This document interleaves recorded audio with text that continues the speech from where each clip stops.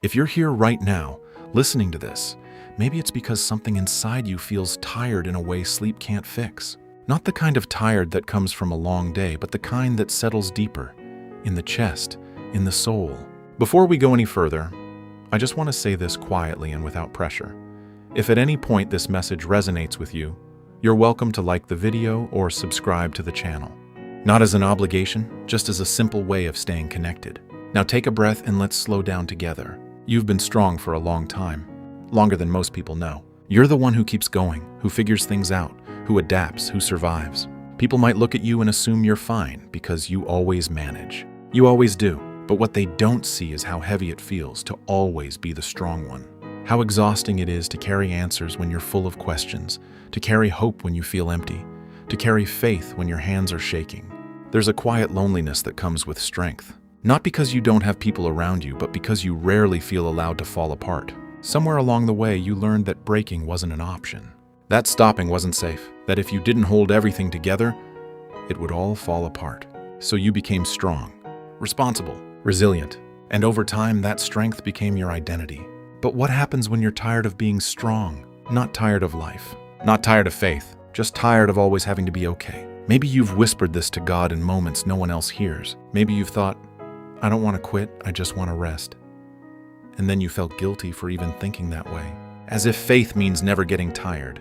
As if trusting God means never feeling weak. But that's not how God sees you. There's a verse that says, "Come to me, all you who are weary and burdened, and I will give you rest." Those words were not spoken to people who had everything together.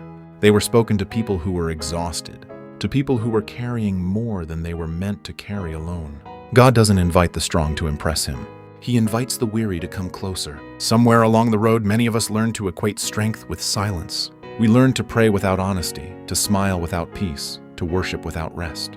We learned how to endure, but we forgot how to lean. And when you forget how to lean, even God can start to feel distant. Not because he moved, but because you never let yourself fall into him. You might be in a season where you're still functioning, still showing up, still doing what needs to be done. From the outside, nothing looks wrong. But inside, something feels thin, fragile, like one more responsibility, one more disappointment, one more delay might be too much.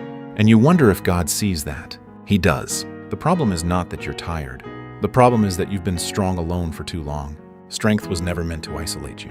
It was meant to bring you to the end of yourself, where grace begins. There's another verse that says, "My grace is sufficient for you, for my power is made perfect in weakness."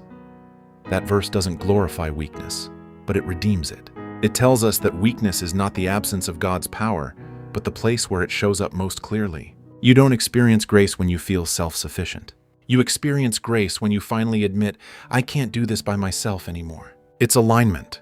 You see, God never asked you to be strong forever. He asked you to trust him daily. But over time, trust can quietly turn into self-reliance. You keep going, not because you feel supported, but because you feel responsible. And responsibility, when carried alone, becomes a heavy burden. You might be tired because you're trying to be what God never asked you to be. Invincible, unbreakable, always okay. God is not disappointed by your exhaustion. He is not offended by your limits. He designed you with them. And when you hit those limits, it's not a sign that something went wrong. It's a sign that it's time to rest in him again. Rest is not quitting. Rest is trusting God enough to stop pretending. Maybe you're in a place where your prayers have changed.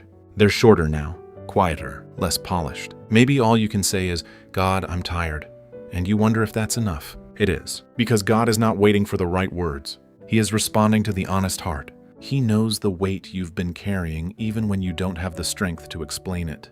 He sees the nights where you replay conversations, decisions, regrets. He sees the mornings where you get up not because you're motivated, but because you have to.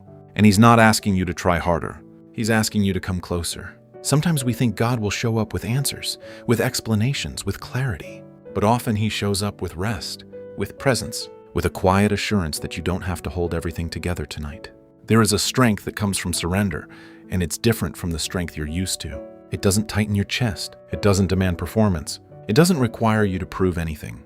It simply holds you. Another verse says, "Even youths grow tired and weary, and young men stumble and fall, but those who hope in the Lord will renew their strength."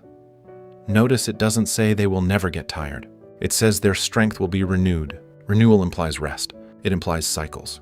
It implies that getting tired is part of being human, not a sign of spiritual failure. You don't need a new personality. You don't need stronger discipline. You don't need to become less sensitive or more hardened. What you need is renewal, and renewal doesn't come from pushing harder. It comes from waiting on God in honesty. Waiting doesn't mean doing nothing. It means releasing control. It means allowing yourself to be supported instead of always supporting everyone else. It means trusting that God can carry what you've been gripping too tightly. If you're tired of being strong, it might be because God is inviting you into a different kind of strength. One that flows from relationship, not pressure. One that doesn't demand perfection, only presence. You're allowed to rest without having everything figured out. You're allowed to pause without having a backup plan. You're allowed to say, I don't know how much I have left, and trust that God knows exactly how much you need. This season you're in might not be about doing more. It might be about finally letting go of what was never yours to carry alone. It might be about learning that your value is not measured by how much you can endure, but by how deeply you're loved. God does not love you for your strength. He loves you in your weakness. He loves you in your honesty. He loves you in your fatigue. And He is not asking you to become someone else. He is inviting you to come home to Him exactly as you are. So tonight, or this morning, or wherever you are right now, you don't need to make big promises. You don't need to plan your whole future. Just breathe. Just release your shoulders. Just tell God the truth. I'm tired. It might be the beginning of rest. And as we come to the end of this message, I want to say this gently again. If this spoke to you in any way, feel free to like the video or subscribe. Not out of pressure, but as a quiet step of staying connected. You're not walking this road alone. You don't have to be strong all the time. And you never had to be strong by yourself. God is here, and rest is closer than you think.